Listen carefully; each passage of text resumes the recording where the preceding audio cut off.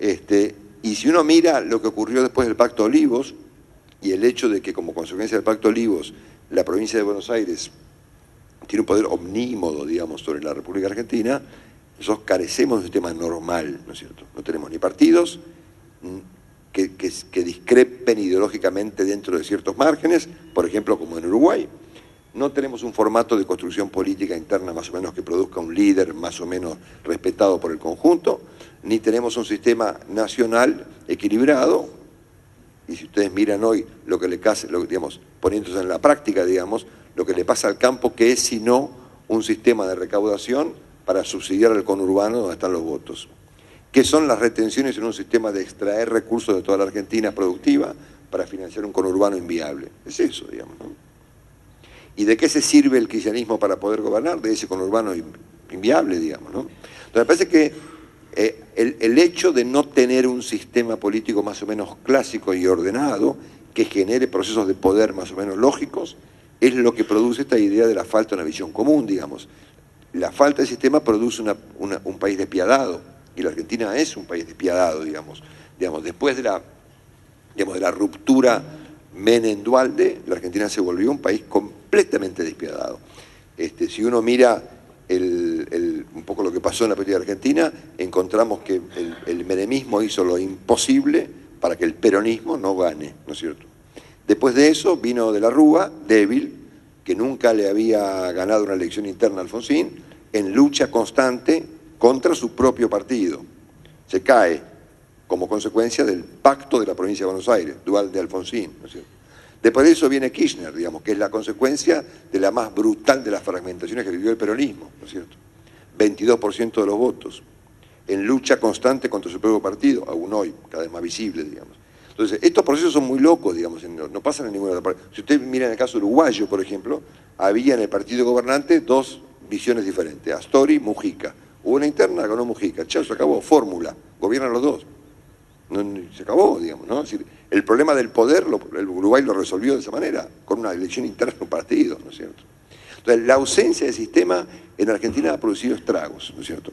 Si quieren que yo les ofrezca alguna visión un poquito más coyuntural, alguna observación para tratar de entender este momento argentino más allá de la falta de sistema, y subrayo la palabra tratar, porque es complicado entender, digamos. Lo primero que yo les pondría sobre la mesa es esta idea de la diferencia que ha habido entre el primer gobierno de Cristina y el segundo. Es una observación bastante obvia, digamos, pero está bueno por tenerla en cuenta. Durante el periodo 2007-2011, Cristina se comportó dentro de un formato crisis-recuperación. Hay una crisis y se recuperaba. De hecho, la primera crisis fue la combinación, digamos, de Antonini y Wilson con el campo, ¿no es cierto? Esa crisis que duró algún tiempo, bueno, salieron de esa crisis como consecuencia del impulso político que tenía todavía Néstor Kirchner, digamos, que inventó en ese momento una salida al asunto, digamos, adelantando las elecciones, inventando las candidaturas testimoniales. Parecían unos personajes, digamos, muy vitales, digamos, saliendo de una situación muy complicada. Se produjo una recuperación. Una segunda crisis sobreviene después de las elecciones del año 2009, se recuperan de ahí negándolas, el gobierno ignoró el resultado, y utilizan tanto el Congreso residual para sacar la ley de medios, tanto la fragmentación de la oposición como para sobrevivir a una derrota electoral que fue ignorada por el gobierno. De esa situación de derrota se recuperan, inventando obviamente que la culpa era de los medios y aprovechando la circunstancia que le generó lo que en ese momento parecía ser la oposición, que era Francisco, Mauricio y Solá, digamos, que se pelearon rápidamente. Caen en una tercera crisis, que fue menor, digamos, en comparación con las otras, con el Banco Central, digamos, cuando las reservas, sobre todo no por el hecho en sí, sino por la idea de que hasta ese momento estaba esta hipótesis de que los Kirchner llegaban hasta el precipicio, pero nunca se tiraban, ¿no es cierto? Y ahí se tiraron. Entonces, claro, ese tema Banco Central fue un episodio relevante, no por los 2.000 millones o por lo que sea, sino por el hecho de que ahí se rompieron todos los límites, ¿no es cierto? También se recuperan de esa situación porque finalmente nada explotó, y yo recuerdo que para junio, julio de 2010, en la prensa no había mucho de qué hablar, digamos.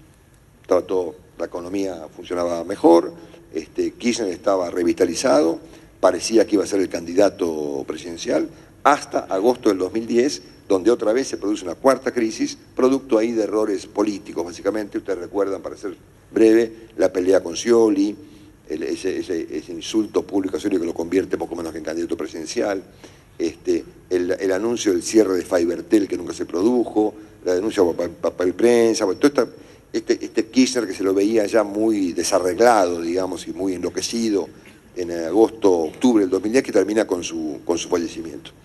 El fallecimiento de Kirchner genera el periodo de recuperación más largo de Cristina, de este formato, crisis y recuperación de ese periodo de 4 años, digamos, al punto tal que mucha gente supuso que ese serrucho se había interrumpido y que a partir de la muerte de Kirchner todo volvía como a cierta calma, digamos. Ciertamente lo que había ocurrido es que el periodo había sido muy largo, digamos, pero automáticamente Cristina gana las elecciones, arranca una nueva crisis, ¿no es cierto? Esa crisis arranca como consecuencia del control de cambios. Ahora, la pregunta es por qué no se detuvo, por qué se transformó aquel sistema crisis y recuperación en solo crisis, digamos. La respuesta es recontra obvia, digamos, porque no está más Kirchner, ¿no es cierto? El primer elemento para entender el momento es la ausencia de Kirchner, lo que ha generado que el segundo mandato de Cristina, en vez de ser crisis y recuperación, es solo crisis. Segundo comentario que quiero hacer es sobre esta cuestión de la ideología del gobierno. ¿Y qué es lo que define la acción, el rumbo del gobierno? Si es la ideología o ciertamente la falta de una ideología, ¿no es cierto? O sea, estamos ante un proceso que tiene un contenido profundo en materia ideológica. Yo cuando los veo pienso justamente lo contrario. Esto lo que estamos viendo es la ausencia de toda ideología, ¿no es cierto? El kirchnerismo es una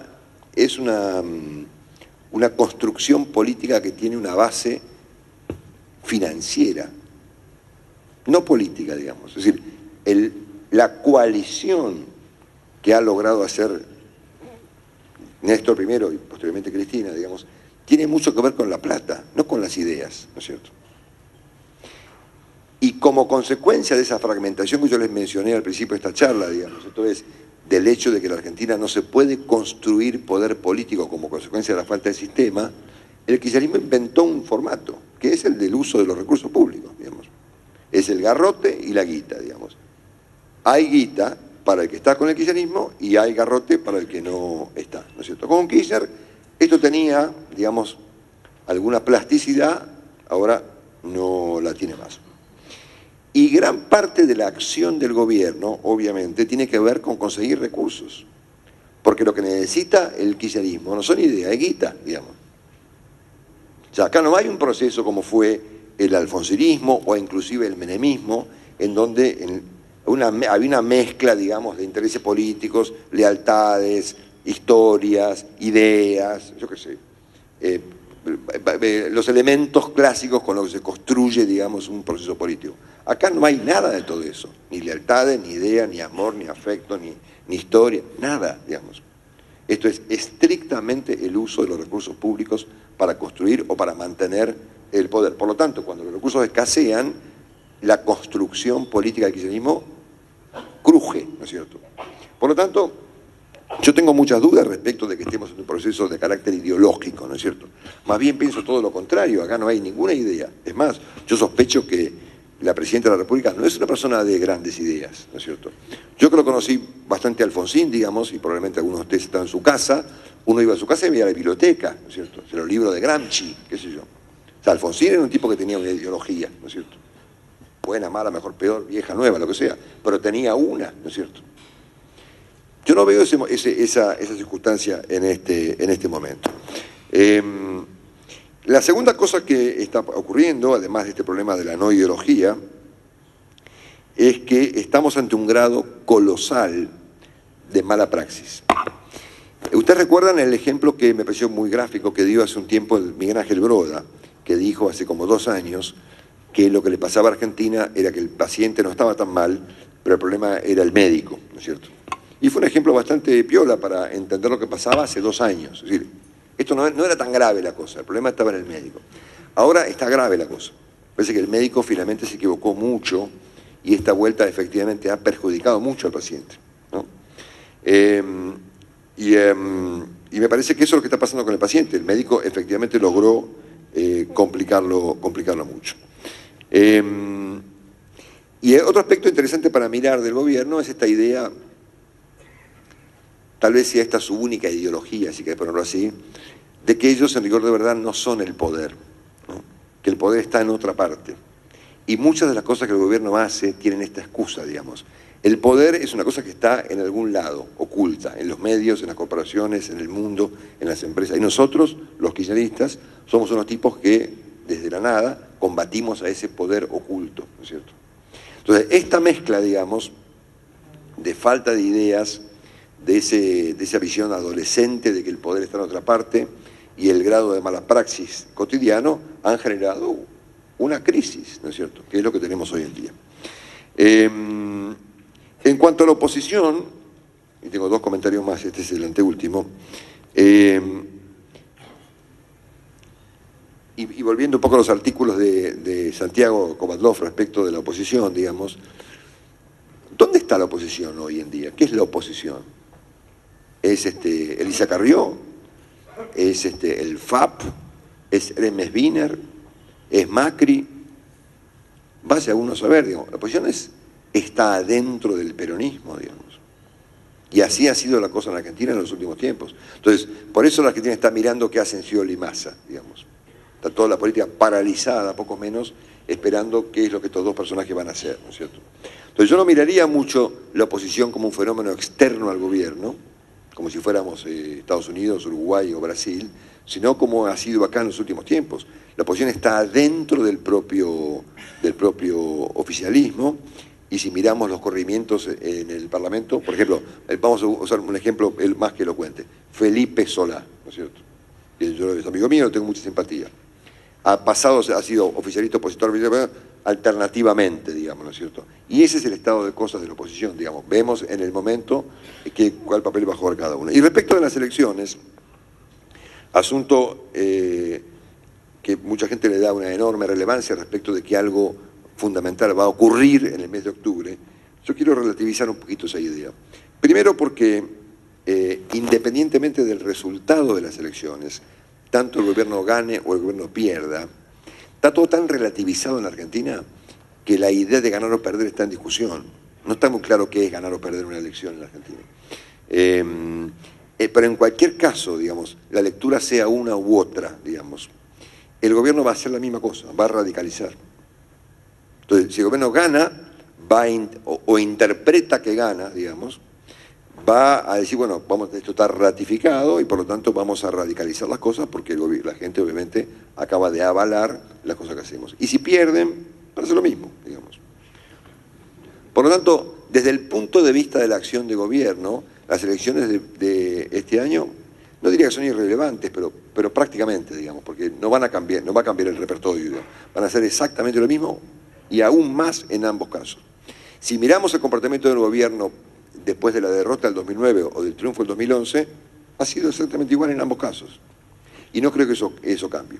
Y en segundo lugar, desde el punto de vista de la conformación de las cámaras, a mí me parece mucho más interesante mirar los corrimientos que mirar el resultado. Es decir, independientemente de cuántos diputados pongan cada uno, lo importante de mirar ahí es cuántos peronistas se corren. Si el gobierno más bien gana, muchos peronistas opositores van a volverse otra vez cristianistas, y si el gobierno más bien pierde, muchos se van a volver como Jorge Lloma, digamos. Y si uno mira los números al momento, hace un año había 142 diputados oficialistas, y hoy hay 112, ¿no es cierto? Y dentro de un tiempo puede haber 70, digamos, o 190, ¿no es cierto? Y vamos a poner el caso de Jorge Lloma, por ejemplo, que es un vector interesantísimo para observar, digamos, siendo que siempre es el primero en ir para un lado o para el otro, digamos. Jorge fue el primero en dejar de ser menemista, el primero en dejar de ser osvaldista y el primero en dejar de ser kirchnerista, ¿no es cierto?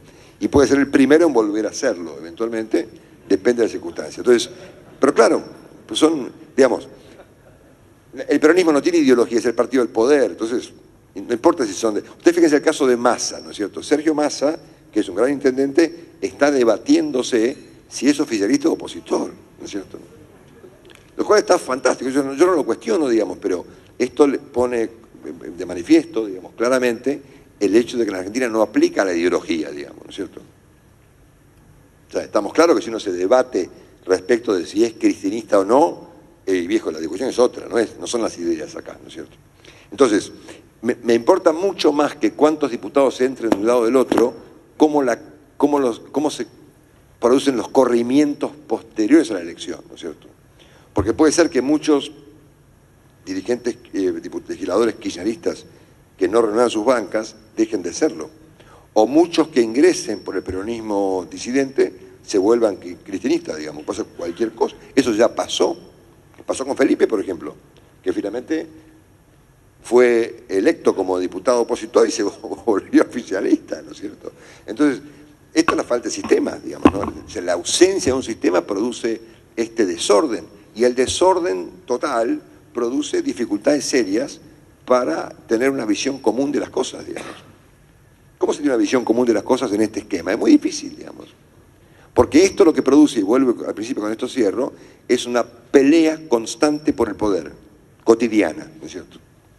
Porque en la Argentina el sistema produce sistemas muy débiles. Entonces, obviamente que la primer misión que tuvo Néstor Kirchner no era gobernar, sino sobrevivir, ¿no es cierto? Yo puedo ser, de hecho lo he sido, y creo que he sido el primer periodista muy crítico de la gestión de gobierno de Néstor Kirchner, pero siempre entendí, digamos, en privado, su problema de la supervivencia, ¿no es cierto? Y tal vez en aquel momento era peor el problema de la supervivencia que el problema de la gestión, digamos, ¿no? Era mucho peor para la Argentina que otro presidente se cayera, digamos, a que un presidente gobierne mal, ¿no es cierto? Entonces el tipo tuvo muy claro el hecho de que la fragmentación de la política genera debilidad y la debilidad genera de las rúas, ¿no es cierto? O sea, de la Rúa podía tener un problema más o menos relevante en su cabeza, digamos, pero su problema principal, además del precio de la soja, era la carencia de una estructura política propia, digamos. El tipo no manejaba ni el gabinete. ¿Y por qué no manejaba ni el gabinete? Porque de la Rúa fue la consecuencia de una fractura en el peronismo y una fractura en el radicalismo. No tenía ningún poder ni sobre su propio gabinete, ¿no es cierto? Y yo que tuve la oportunidad histórica, digamos, de discutir mucho en privado con él, su mayor problema que él me reportaba era Raúl.